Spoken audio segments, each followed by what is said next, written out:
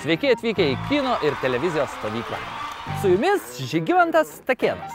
Visą savaitę mes su jumis mokysimės kino ir televizijos paslapčių. Dieną pradėsime nuo interaktyvių paskaitų. Kaip tapti YouTube'ės režisieriumi ir kaip atrodo Hario Poterio filmavimo aikštelė. Informaciją įsisavinsime išmanių pratimų pagalba. Kaip prašnekinti apelsiną? Ar kaip papasakoti istoriją nuotraukų pagalba? Pajusime, ką reiškia būti scenaristu, montažo režisieriumi, aktoriumi,